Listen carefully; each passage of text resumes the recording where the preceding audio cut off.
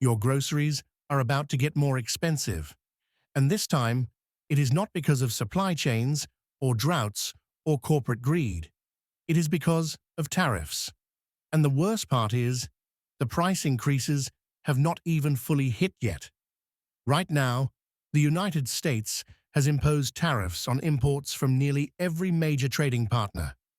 25% on goods from Mexico, up to 50% on imports from China. And as of January 2026, Italian pasta exporters are facing combined duties of over 100%. 100% on pasta. The cost of a box of penne could double before it even reaches the shelf. But here is what most people do not understand about tariffs.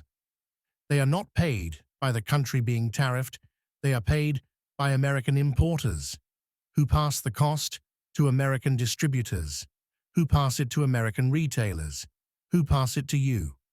Every single tariff is a tax on the American consumer dressed up as a trade policy, and food prices rarely come back down. This is the part that economists have been warning about for months. When tariffs push prices up, those prices tend to stay elevated even after the tariffs are reduced or removed. Because once a retailer raises a price and consumers keep buying, there is no business incentive to lower it. The tariff creates the excuse. The price increase becomes permanent. The timeline matters here. Analysts say tariff-driven cost increases typically take 12 to 18 months to fully reach grocery shelves. Most of the current tariffs were imposed in early to mid-2025. That means the real price impact is going to hit between now and the end of 2026. What you are paying today is not the final number. It is the beginning. And it is not just imported goods. When tariffs make imported avocados from Mexico more expensive, domestic avocado growers raise their prices too. Why would they sell for less when the competition is now 25% more expensive? This is called the umbrella effect, and it means tariffs inflate prices across the entire market, not just on the imported products. Coffee is up nearly 20% over the past year. Part of that is weather. Part of that is demand.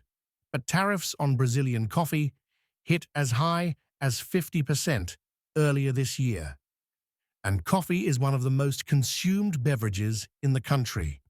When you are taxing coffee at 50%, you are taxing the morning routine of 200 million Americans. Meanwhile, 90% of Americans report being stressed about food prices. 90%. That is not a demographic. That is the entire country. And household grocery spending has climbed by over 30% since 2020. Wages during that same period, up about 15%. The gap between what food costs and what people earn is growing every single month. Here is the historical pattern.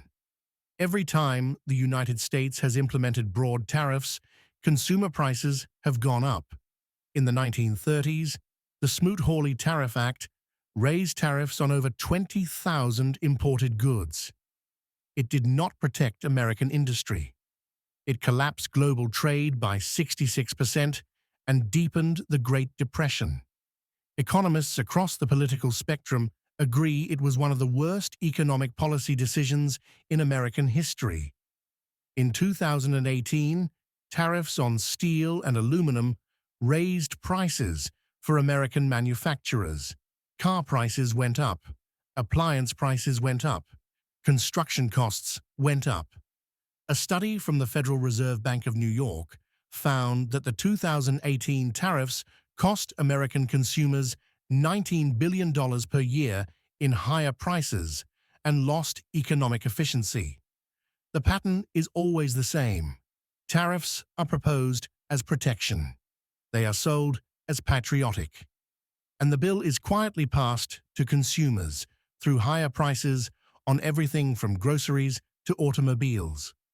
Some lawmakers are now pushing for exemptions on certain grocery items, especially as midterm elections approach. And that tells you everything you need to know about who tariffs actually hurt. If they did not affect regular people, there would be no political pressure to exempt food. So where does this leave the average American family?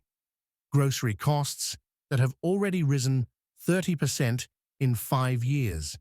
Tariff-driven increases that have not fully arrived yet. And a system where once prices go up, they almost never come back down.